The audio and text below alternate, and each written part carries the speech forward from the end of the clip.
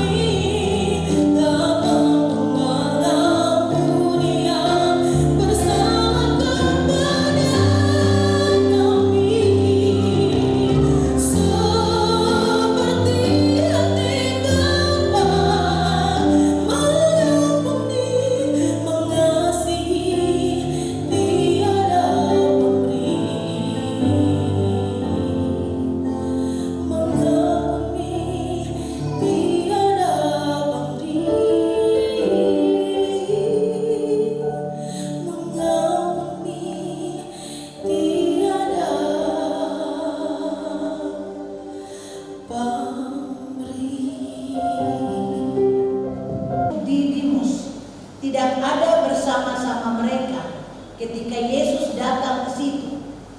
Maka kata murid-murid yang lain itu kepadanya, "Kami telah melihat Tuhan."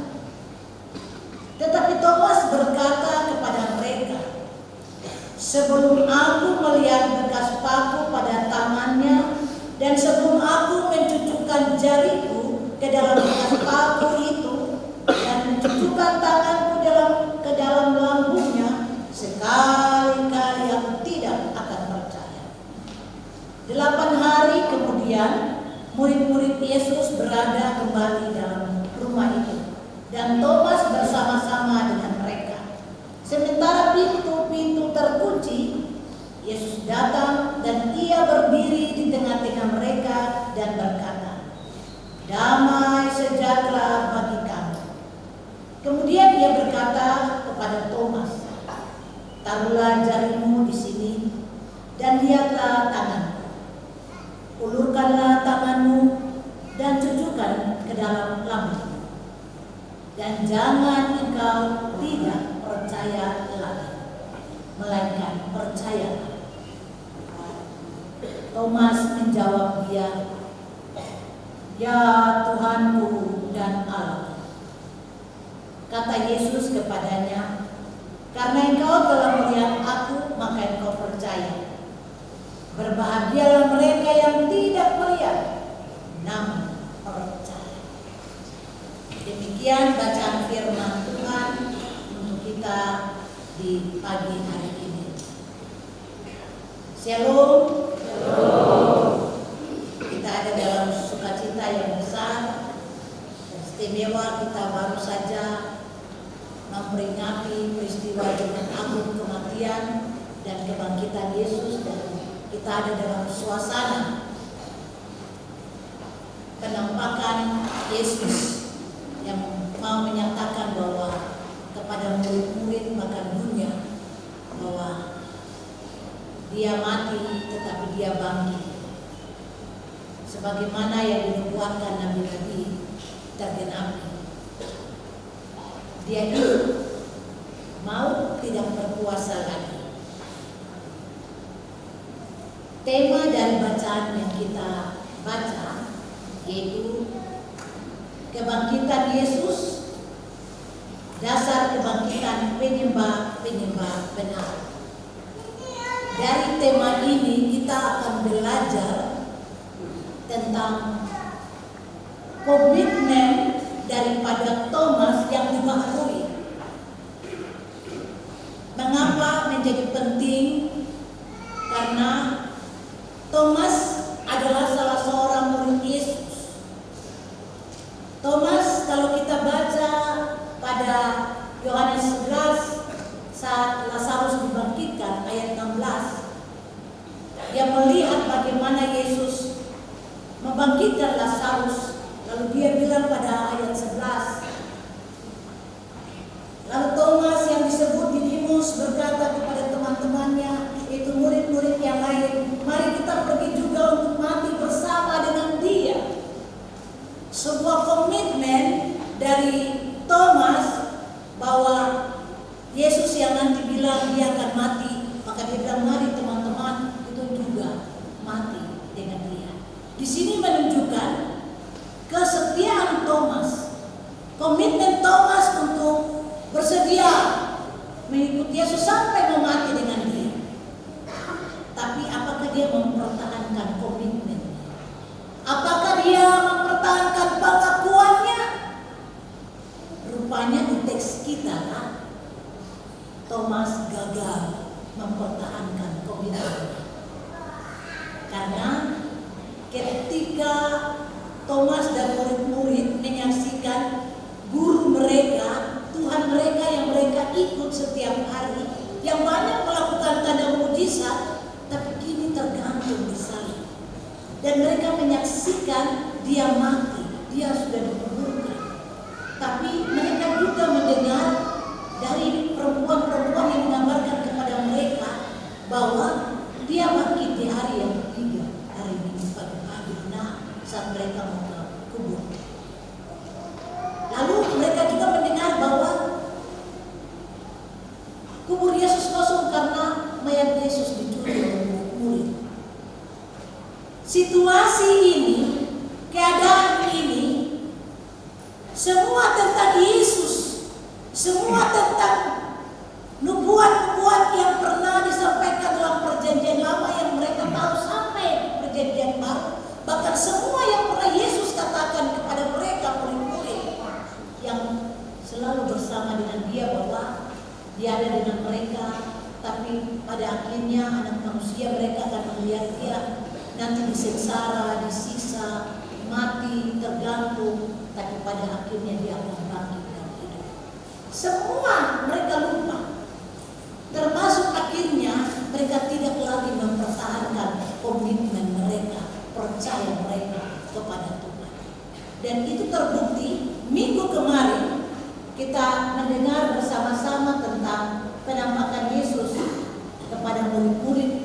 Murid-murid tinggal dalam rumah, menjadi pasif, diam, takut keluar untuk beritakan atau bersaksi tentang kubur yang kosong, Kristus yang bangkit.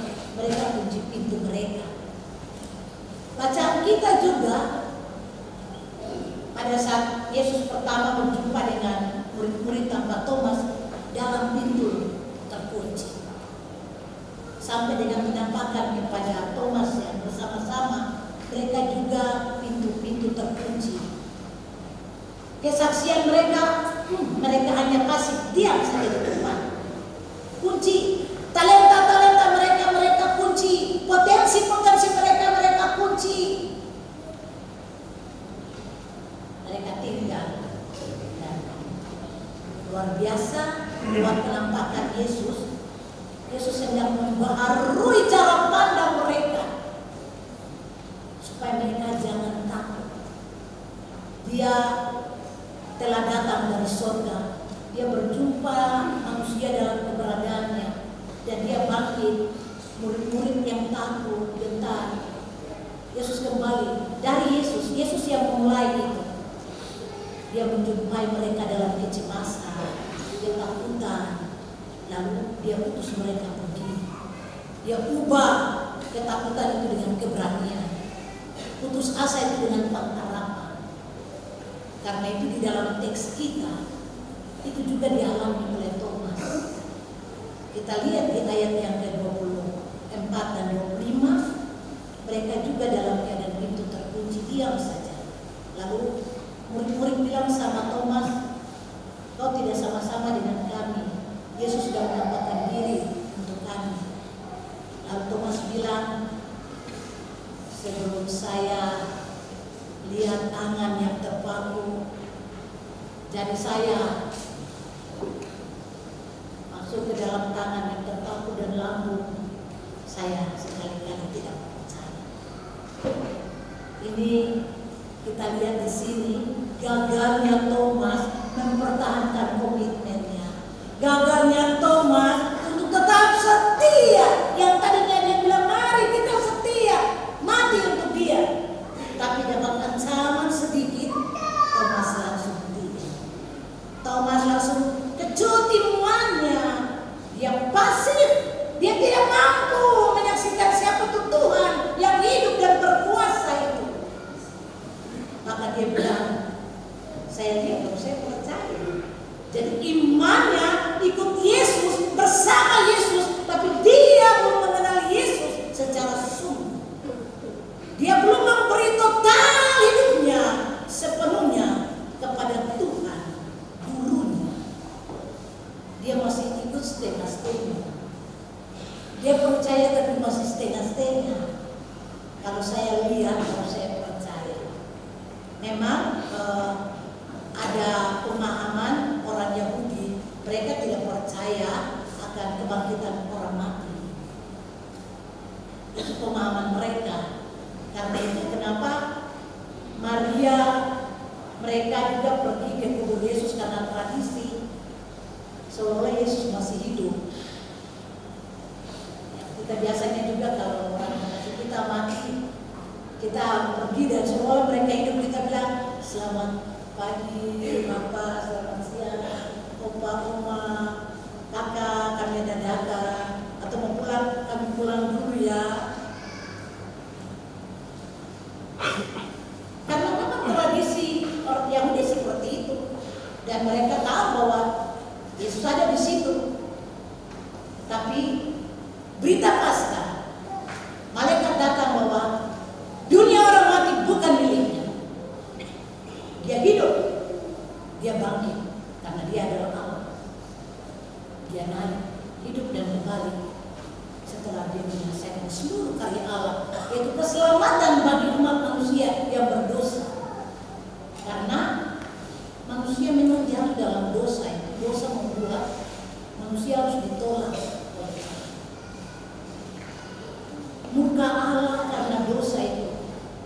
Tetapi semua murka itu Yesus tanggung disalib, menggantikan kita yang harus menanggung. Dosa itu membuat kita hina di hadapan Allah, tapi Yesus memilih dia hina di salib supaya dalam kehinaannya saya dan Bapak Ibu menjadi mulia di hadapan Allah. Di salib itu dia ditolak, tapi ditolaknya Yesus saya dan Bapak Ibu diterima. Betapa kita berharga, karena itu dia mati, dia bangkit, dan dia hidup untuk kita. Karena itu dosa itu mau tidak berkuasa. Nah, ini yang mau disampaikan. Yesus mau sampaikan itu kepada murid-murid secara khusus, kepada Thomas yang masih ragu, tahu tentang Tuhan tapi belum mengenal dia secara sungguh. Karena itu ketika berhadapan dengan ancaman, dia di rumah dan tinggal saja jadi pasif. Tapi juga ketika murid-murid bilang, kami sudah melihat Yesus, kami sudah berjumpa dengan dia, benar dia bangkit, dia bilang, saya kalau tidak, tangan ini tidak kenal paku yang tangan yang terpaku dan lambung yang tertusuk, saya tidak percaya. Karena itu di ayatnya yang ke 26 kita lihat di situ Yesus datang. Yesus yang berinisiatif. Mengapa? Karena Yesus mau pakai murid-murid, mau pakai Thomas secara luar biasa. Orang-orang yang mau dipakai Tuhan adalah orang-orang yang lebih dulu mengenal Yesus.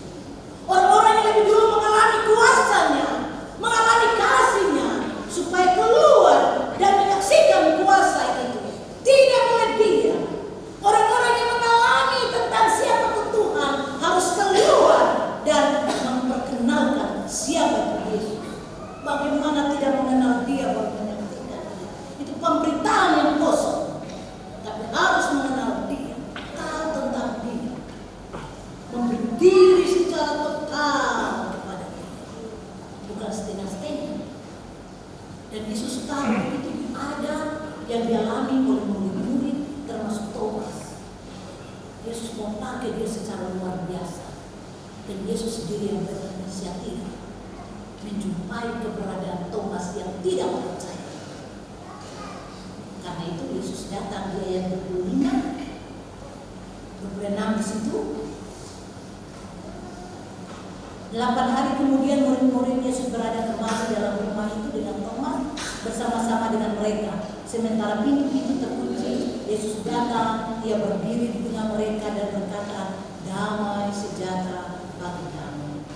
Kemudian dia berkata, ayat 27, kepada Thomas, taruhlah jarimu di sini dan lihatlah tanganmu, ulurkanlah tanganmu dan cucukkanlah ke dalam lambungmu, dan jangan engkau tidak percaya lagi, melainkan percaya.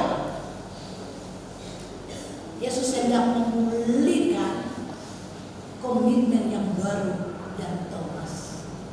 Yesus hendak membuat percaya yang ragu-ragu harus percaya yang pasti dalam diri Thomas tentang siapa Tuhan dan Guru. Karena itu Yesus datang dan berdiri dan katakan damai sejahtera. Ketakutan membuat tidak berani bersaksi, lemah, terbatas, malu menyaksikan Yesus yang berkuasa itu. Karena itu Yesus bilang, tidak, damai sejahtera supaya dia pulihkan ketakutan itu dengan yang baru. Supaya sekalipun berhadapan dengan ancaman tidak takut, sukacita untuk tetap berdiri keluar dari pintu rumah ini. Semua yang Tuhan tahu. Lalu Tuhan mengurapi bacaan, lalu bilang Tuhan utus tapi Tuhan kasih roh kuasa. Ini harus dipakai. Kuasa itu akan dialami oleh setiap orang, termasuk Thomas, ketika mau berdiri sepenuhnya kepada Tuhan. Lalu keluar dan mengalami kuasa itu tiap-tiap hari dalam seluruh kesaksiannya kepada semua orang untuk percaya kepada Tuhan.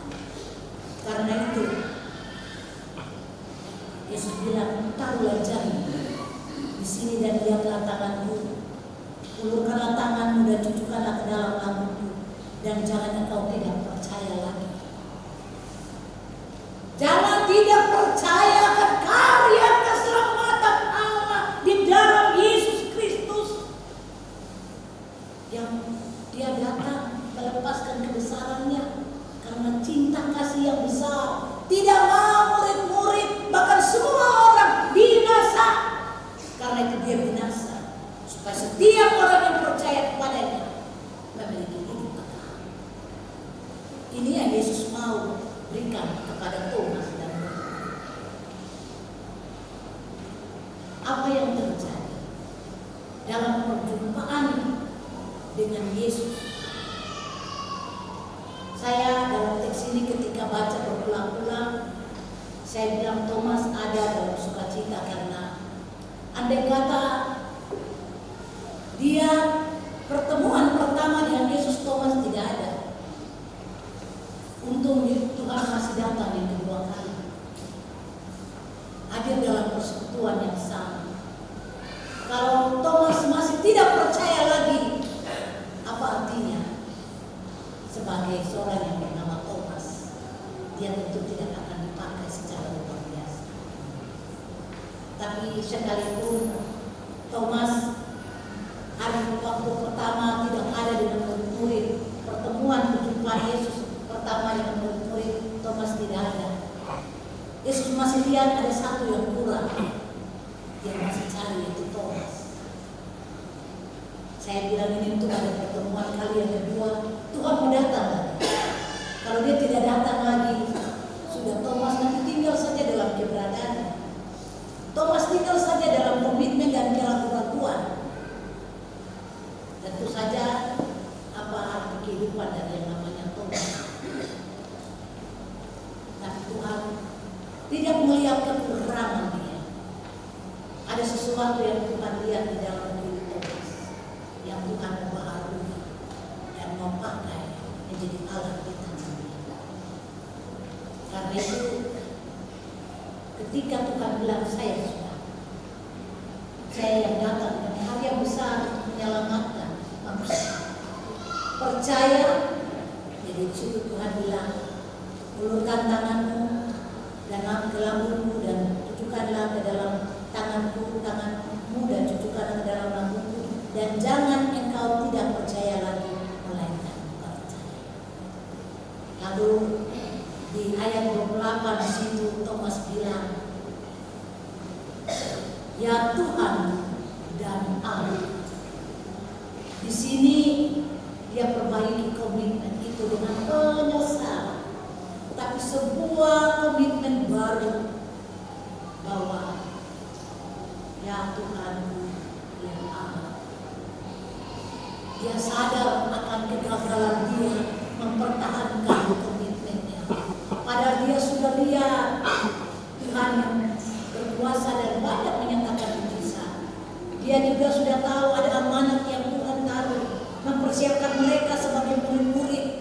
Sekalipun ada satu Yudas yang nanti diganti oleh Matias, tapi mereka adalah murid-murid yang mempersiapkan supaya melanjutkan misi Allah bagi semua orang untuk menyaksikan Dia.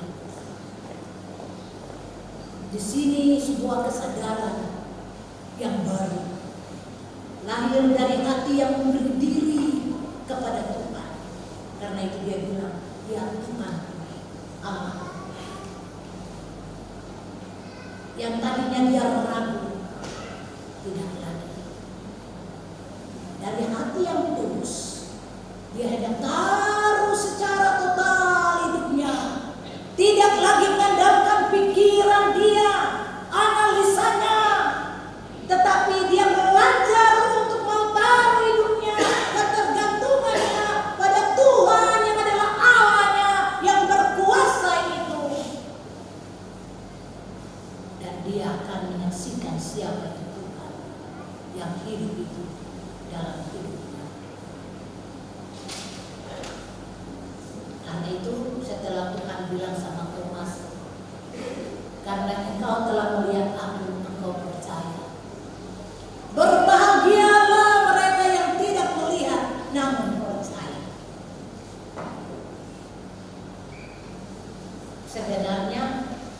jujur kalau Thomas ini termasuk juga berani karena dia menyampaikan apa yang ada padanya, dia tidak munafik.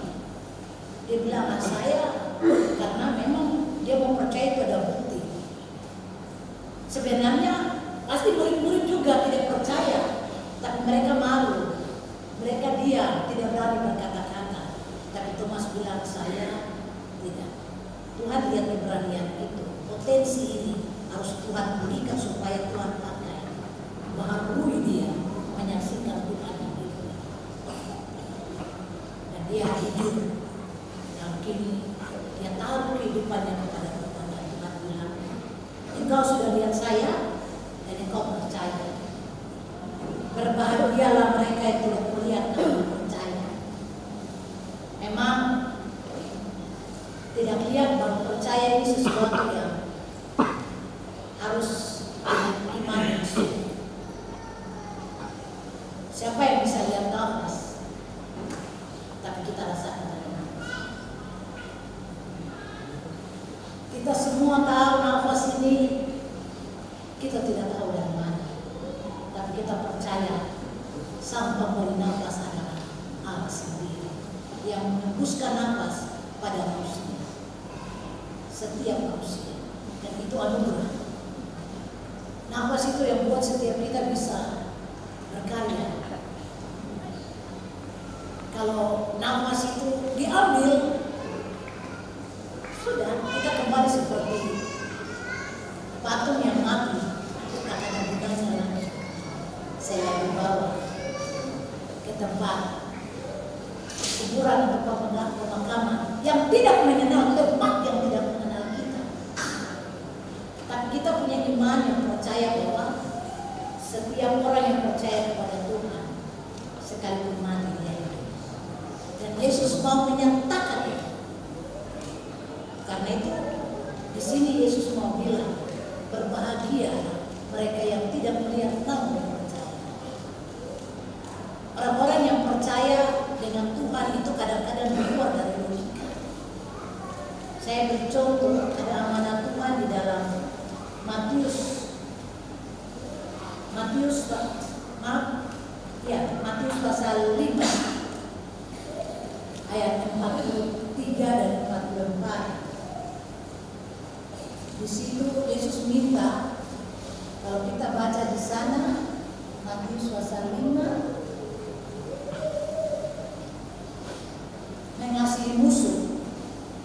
Kamu telah mendengar difirmankan, kasihilah sesama manusia dan bencilah musuhmu. Namun aku berkata kepadamu, kasihilah musuhmu dan berdoalah bagi mereka yang menganiaya kamu. Masa orang yang sakiti kita harus sayang. Orang yang sakiti berbulan-bulan kita sayang. Ini sakitnya sesuatu yang tidak masuk akal. Tapi karena iman kita belajar untuk mengampuni. Yesus bilang berdoa buat mereka yang membenci. Kadang sulit ya kita mau berdoa untuk yang musuh. Sampai berapa kali kita harus mengampuni orang yang melakukan kejahatan kepada kita? 7 kali kah? Tapi Tuhan bilang 70 kali. Ya. Artinya kapanpun seseorang membenci orang yang beriman, percaya Tuhan, dia tetap mengampuni. Ini iman. Dan kadang-kadang iman itu di luar dari kita. Kita hanya minta iman. Karena itu kenapa Yesus bilang kepada Thomas, karena engkau telah melihat aku, engkau percaya. Berbahagialah mereka yang tidak melihat namun percaya. Generasi setelah Thomas, murid-murid, lalu orang-orang percaya mulai peristiwa Pentakosta, lahirlah gereja pertama-tama. Kita akan masuk ya sebentar. Lalu murid-murid mulai, banyak orang mendengar khotbah Petrus, banyak orang mulai berdiri, percaya dan dibaptis. Lalu ada jemaat muda yang hanya mulai dari 5.000, 7.000 sekian Lalu sampai dengan hari ini gereja hadir dalam dunia karena kesaksian orang-orang percaya, karena percayanya sekalipun mereka tidak melihat. Karena itu tema kita yang diberikan untuk kita, kebangkitan Yesus, dasar kebangkitan, penyebab kemenangan. Hal pertama yang kita belajar dari bacaan ini, Bapak Ibu saudara-saudara, saya dan Bapak Ibu hari ini berharga itu karena kasih anugerah Allah. Tidak ada satupun kita yang punya jasa. Hidup ini menjadi berarti itu karena anugerah Allah. Saya dan Bapak Ibu tidak punya perjuangan sedikit. Hal nafas hidup ini tidak bisa kita beli, itu anugerah Tuhan. Seorang bapak tidak beri kepada ibu, tidak beri kepada anak-anak, bapak tidak beri anak-anak, suami kepada istri, istri tidak kepada suami. Adalah pemberian Allah, cuma-cuma, gratis. Keselamatan itu juga adalah anugerah Allah. Saya dan Bapak Ibu hari ini duduk, potensi-potensi, talenta-talenta yang Tuhan taruh supaya berguna di masa hidup, supaya kita menyaksikan siapa Dia. Karena Dia mau supaya kita berarti selama Dia taruh kita ada dalam dunia. Karena dunia ini hanya sebentar. Saya dan Bapak Ibu tidak tahu kapan waktu kita akan mengakhiri masa perantauan kita di dunia. Tapi yang jelas waktu itu akan ada untuk saya dan Bapak Ibu. Tapi waktu yang ada ini sebelum waktu itu tiba, kita buat apa? Itu menjadi penting. Firman Tuhan mau menolong kita lewat peristiwa kebangkitan. Mari kita berubah dan evaluasi seperti apa pengenalan kita dengan Tuhan. Sudahkah percaya kita sungguh-sungguh? Sudahkah kita melayani Dia dengan sungguh? Sudahkah kita mempertahankan komitmen kita sebagai sini gereja dengan sungguh kepada Dia? Jika kita berlomba-lomba, apa yang saya beri bagi Tuhan di masa usia saya yang Tuhan anugerahkan.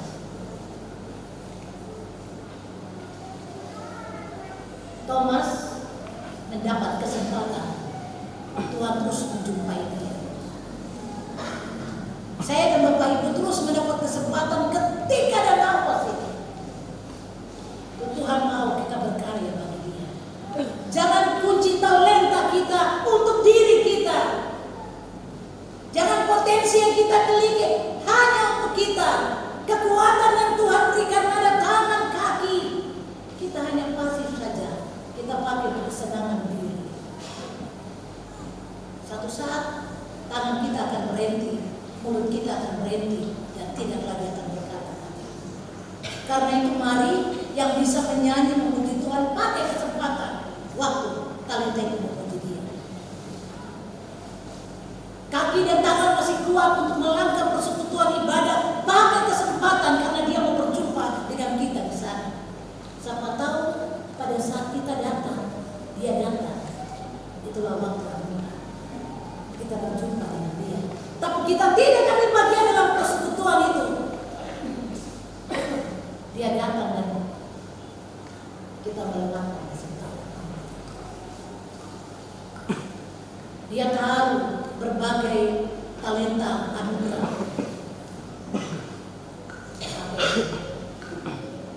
Berkarya dengan baik. Di kantor,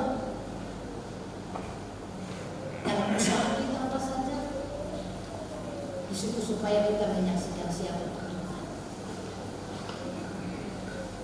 Kebangkitan Kristus mau membaharui komitmen kita.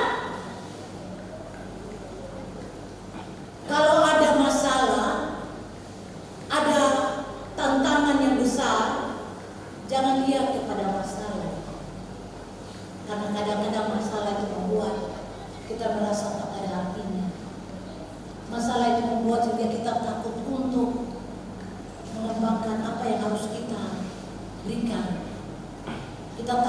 dilecehkan, kita takut nanti tidak dihargai, tidak dihormati. Kadang-kadang kita diam. Tapi kebangkitan Yesus dasar kebangkitan penyembah-penyembah benar, yaitu kita tidak asal menyembah Dia. Kita menyembah Dia karena kita mengenal Dia. Siapa Dia? Tuhan yang kuasa itu. Dengan kasih-Nya yang besar atas hidup tiap-tiap kita. Kita katakan, ini keluarga saya, ini diri saya, ini pekerjaan saya, ini pelayanan saya. Pakailah Tuhan, supaya Tuhan dimuliakan dalam semua.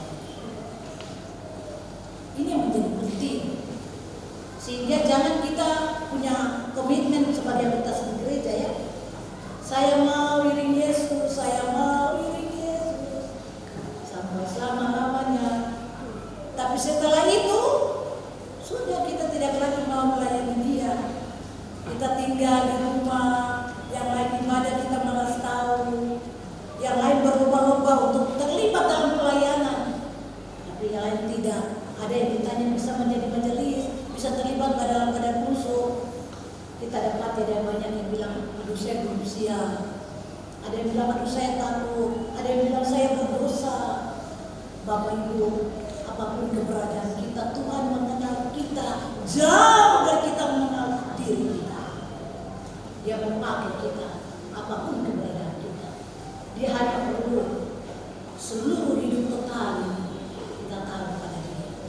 Percaya kita jangan setengah-setengah, karena Tuhan tidak mau percaya kita. Hari ini sebagai orang Kristen, terkadang hanya kita Kristen KTP, Kristen karena agama orang tua saya Kristen. Kita tidak menjadi pengikut Kristus yang benar, menyembah Dia dengan benar dalam roh dan kebenaran. Mari kebangkitan Kristus membaharui kita, supaya di dalam diri kita berkomitmen, Engkaulah Tuhanku dan Allah. Kita katakan, Tuhan ini hidup saya, Tuhan ini kerja saya, Tuhan ini profesi saya, pakai supaya lewat saya orang lain diberkati. Tuhan ini anak-anak saya, siapkan mereka supaya lewat keluarga saya, kelak mereka menjadi orang-orang yang diberkati.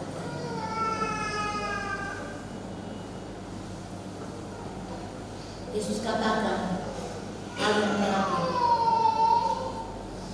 berbahagialah kamu yang tidak melihat namun percaya. Tadi saya katakan percaya kepada Tuhan itu di luar melebihi akal pikiran kita. Tidak bisa pakai logika,